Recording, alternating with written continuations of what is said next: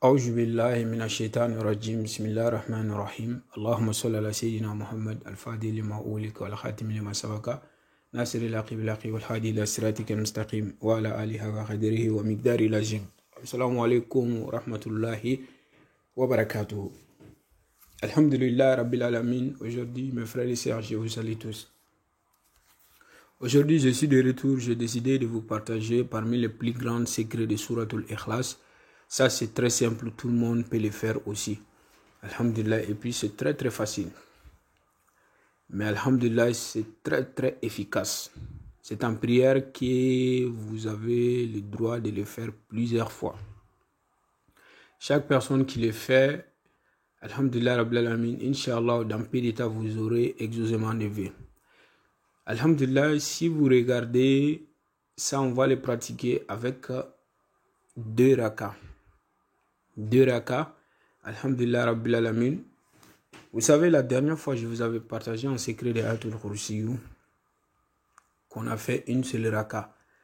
Donc, ça sort, si on calcule tous ces rakas, la première 11 fois, 11 fois, 22 fois, 33 fois, 44, 55, tout ça là, si on les calcule jusqu'à 77, ça donne la valeur numérique de Ya Razaq.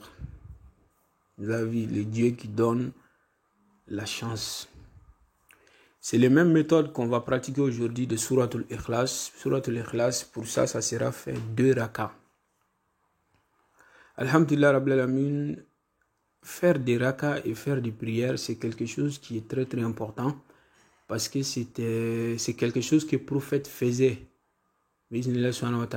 Au moment quand on dit s'il a un problème, il lit le Coran ou bien il se lève, il part faire 2 rakas. S'il a de bonnes nouvelles ou bien de mauvaises nouvelles. Donc accrochez-vous à la prière.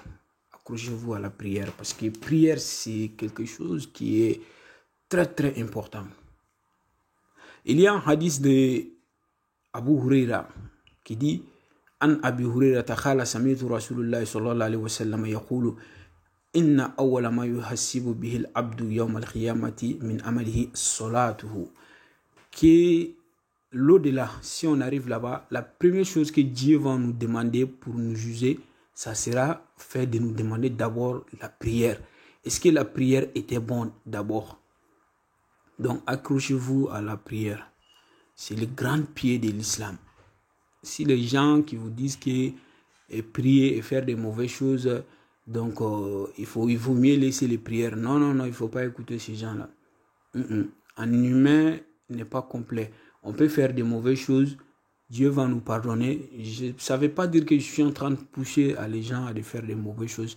Moi, je conseille tout le monde d'arrêter ces choses-là, des mauvaises choses tout le temps.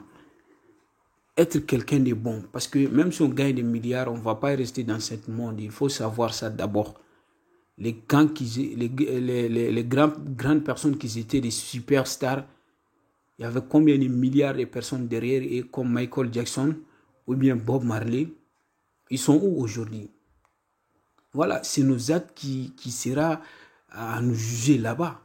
Donc il ne faut toujours pas oublier ça. Il faut faire des bonnes choses. Mais un humain n'est pas complet. Il y a des mauvaises choses qu'on peut faire, Dieu va nous pardonner. Et aussi, parce que ça ne veut pas dire d'encourager les gens de faire des mauvaises choses. Donc il faut vous éloigner. Parce que si toi aussi tu continues à faire des mauvaises choses et que Dieu ne t'a pas pardonné, tu ne le sais pas. Ou bien Dieu ne t'a pas pardonné, tu ne le sais pas. Ou bien tu es mort en faisant ces péchés-là. Vous avez vu, on a vu des gens qui sont morts dans un bar. Donc il y a des gens, dès qu'ils ont fini avec leurs copines dans la chambre, dès qu'ils sont sortis, pif, ils sont morts. Donc il y en a qui font des graves accidents avec leurs copines, alors qu'ils ont fait des rapports, ils ne se sont même pas lavés, mais ils sont morts comme ça. Donc, est-ce que s'ils étaient des gens qui s'est éloignés de ces choses-là, ils n'arrivent pas à avoir de problème? Mais ça ne veut pas dire si quelqu'un qui fait des mauvaises choses, ça ne veut pas dire que il doit arrêter les prières. Non, il ne doit pas arrêter ça. Il doit prier. Inna solata tanha anil fahshahi wal munkar. C'est Dieu qui a dit ça. La prière qu'on fait, ça nous attire de nous faire sortir des mauvaises choses. C'est la prière qui nous fait ça. Vous avez vu? Donc, il faut vous accrocher à des prier. Parce que c'est la première chose que Dieu va nous demander. Et puis, chaque personne qui prie, Dieu va t'éloigner des grands péchés. Même si on regarde, si je ne me trompe pas, dans Suratul Khariya, فَأَمَّا مَنْ ثَقُلَتْ مَوَازِينُهُ, quand à celui dont la balance sera lourde. Parce que cette balance que Dieu va peser l'au-delà, ça sera fait les bons actes et les mauvais actes. Dieu va les peser les dés. Si les bons actes est bon, la personne va aller dans les paradis. Ce qui est fawafi ishatin radiatin. Il sera dans une vie agréable. C'est ça qui va nous conduire dans les paradis. Donc, ce qui est wa'ama man qaffat mawazinuhu, et quand à celui dont la balance sera légère. Ce qui veut dire tes mauvais actes ils ont été beaucoup plus que tes bons actes. Parce que Dieu et ses gens, ils sont avec nous. Ils écrivent tout ce qu'on fait. Donc celui qui est la balance, les mauvaises choses sont nombreux plus que des bonnes choses.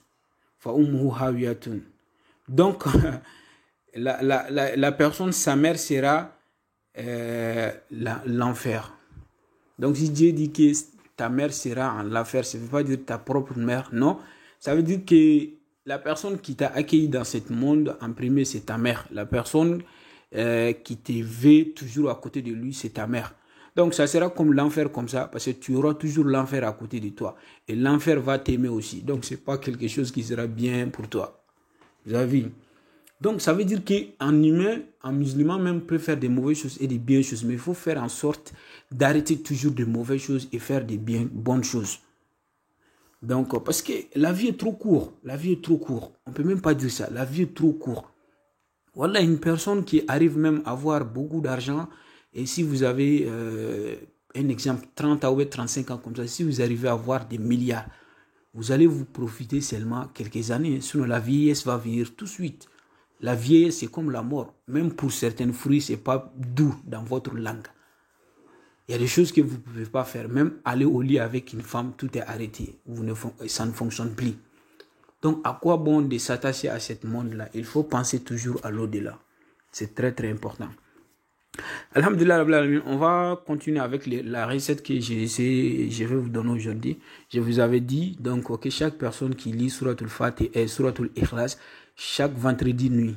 C'est comme si ce soir, demain c'est vendredi. Donc ce soir, vous allez lire Suratul Ikhlas 313 fois. Si vous lisez 313 fois Suratul Ikhlas et demandez à Allah subhanahu wa ta'ala de donner ça à tous ceux qui sont morts, Dieu va les donner et les bénir. Aussi, ceux qui sont morts, ils vont prier aussi pour toi. Aussi, Dieu va te mettre la barque sur toi. Chaque chose que tu cherches, Dieu va te faciliter. Tu auras ça. Ça dépend. C'est lui qui s'accroche à faire ça chaque vendredi. Si vous pouvez même chaque jour.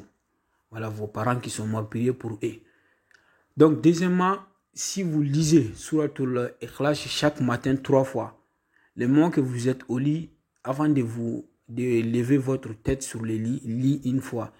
Et asseyez-vous sur le lit, lis une fois.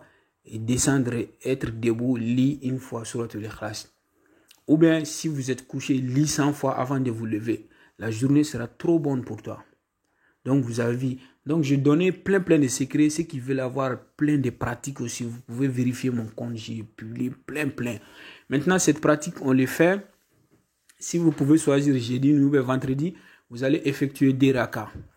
Des rakas, avant de commencer ces des rakas-là, vous allez faire Astaghfirullah 1000 fois, Salat sur le prophète 100 fois, ou bien 313 fois. Si vous faites ça maintenant, vous allez commencer les premiers rakas. Premier raka, vous allez lire Suratul Fatiha une fois et Suratul Ikhlas 11 fois.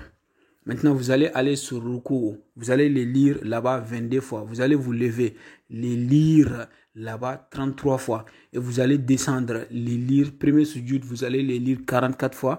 Vous allez vous asseoir, les lire 55 fois. Et deuxième sujoud, vous allez les lire 66 fois. Et vous asseoir, les lire 77 fois. Et vous allez vous lever et répéter la même chose.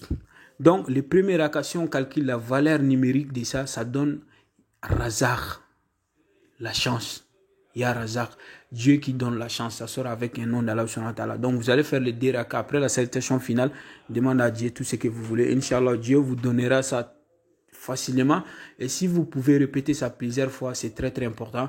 Que Dieu met la baraka, tous ceux qui veulent pratiquer cette secret.